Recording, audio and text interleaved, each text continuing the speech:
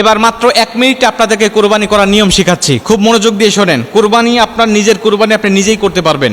নবীজি সাল্লাল্লাহু আলাইহি ওয়াসাল্লাম নিজের কোরবানি নিজে করেছেন। নিজের কোরবানি নিজে করাটা মুস্তাহাব, এটা উত্তম বিষয়। আপনি করলে পরে এটা ভালো, যদি না পারেন তাহলে সেটা ভিন্ন বিষয়, কিন্তু আপনি যদি নিজে করতে পারেন সবচেয়ে উত্তম হবে। আপনি মুসলিম, কেন আপনি পারবেন না?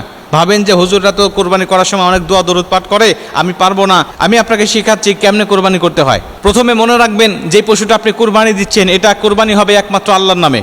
আল্লাহর নাম ছাড়া অন্য কোনো নামে কুরবানি হয় না। আমরা অনেকেই বলি আমার বাবার নামে কুরবানি, আমার মায়ের নামে কুরবানি, আমার নিজের নামে কুরবানি। এই নিজের নামে, বাবার নামে, দাদার নামে কোনো কুরবানি হয় না। কুরবানি হয় একমাত্র আল্লাহর নামে। নিজের পক্ষ থেকে বলতে হবে, আমার বাবার পক্ষ থেকে, আমার পরিবারের পক্ষ থেকে আল্লাহর নামে কুরবানি হচ্ছে, এটা মনে রাখবেন যে আল্লাহর নামে কুরবানি দিতে হবে। এবং জবাই করার সময় অবশ্যই আপনাকে বিসমিল্লাহি আল্লাহু আকবার বলতে হবে, এটা অবশ্যই বলতে হবে, না বললে আপনার কুরবানি বাতিল হয়ে যাবে। কারণ আল্লাহ পাক বলছেন হুররিমাত আলাইকুমুল মাইতাহ, আল্লাহ পাক হারাম করেছেন তোমাদের জন্য মৃত জন্তু, অদ্দাম, এবং তোমাদের জন্য হারাম করা হয়েছে রক্ত, ওয়ালাহমাল খিনজির, এবং হারাম করা হয়েছে খিনজিরের গোশত, ওমা উহিল্লা বিহি লিগাইরিল্লাহ, এবং তোমাদের জন্য হারাম করা হয়েছে আল্লাহর নাম ছাড়া অন্য কোনো নামে জবাহকৃত প্রাণীর গোশত। অতএব আল্লাহর নাম নিতে হবে, এটা হলো প্রথম নম্বরে। 2 নম্বরে, প্রাণীটাকে আপনি সুন্দর করে অবশ্যই হাত পা বেঁধে নেবেন, যেন কোনো সমস্যা না হয়, জবে করতে তারও কোনো কষ্ট না হয়, এবং এটা ছুটে গিয়ে অন্য কোনো মানুষেরও কষ্টের কারণ না হয়ে যায়। এই জন্য 2 নম্বরে আপনি খুব সুন্দরভাবে তার হাত পাটা আপনি বেঁধে নেবেন। 3 নম্বরে আপনি তাকে দক্ষিণ দিকে করে শোয়াবেন। তার মাথাটা থাকবে দক্ষিণ দিকে আর মুখটা থাকবে কেবলা দিকে। উত্তর দক্ষিণ করে আপনি তাকে শোয়াবেন। শোয়ানোর পরে মুখটা হালকা আপনি কেবলা দিকে ঘুরে দিবেন। কেবলা দিকে ঘুরে দিয়ে সুন্দরভাবে আপনি তার শ্বাসটা আপনি ধরে ফেলবেন।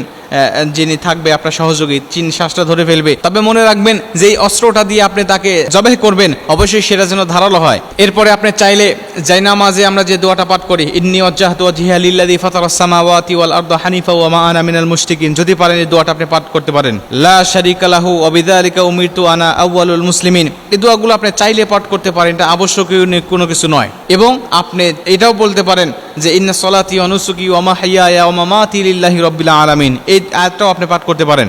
যদি না পাঠ করেন কোনো সমস্যা নেই, শুধু বিসমিল্লাহি আল্লাহু আকবার বললেও আপনার কুরবানি হয়ে যাবে। এরপরে যাদের পক্ষ থেকে কুরবানি, আপনি তাদের নামটা মনে মনে স্মরণ করে নিলেন যে আল্লাহ এদের পক্ষ থেকে কুরবানি দিচ্ছি, তুমি কুরবানিটা কবুল করো।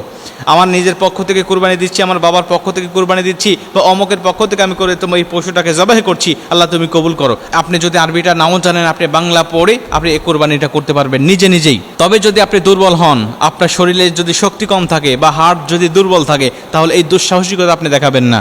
আপনার স্থানীয় মসজিদ ইমামকে দিয়ে, অথবা যিনি জানেন এলাকার যারা মাদ্রাসার ছাত্র আছে বা যারা একটু বোঝেন জানেন এই সমস্ত শরীয়তের মাসাল সম্বন্ধে যাদের জ্ঞান আছে, ধারণা আছে, আপনি তাদেরকে দিয়ে তাদেরকে কিছু পারিশ্রমিক দিয়ে দিলেন, এবং পারিশ্রমিক দিয়ে আপনি কোরবানির পশুটাকে আপনি জবাই করে নেবেন। এটা হবে আপনার জন্য উত্তম, কারণ আপনি দুর্বল, আপনি পারেন না বা আপনি জানেন না, এইটা আপনার জন্য উত্তম হবে। তবে আপনি যদি জানেন, আপনি যদি শক্তিশালী হন, তাহলে আপনি নিজের কোরবানি নিজে করবেন, এটা আপনার জন্য উত্তম হবে ইনশাআল্লাহ। আল্লাহ আমাদের সবাইকে সঠিকভাবে কোরবানি দেওয়ার তৌফিক দান করুক।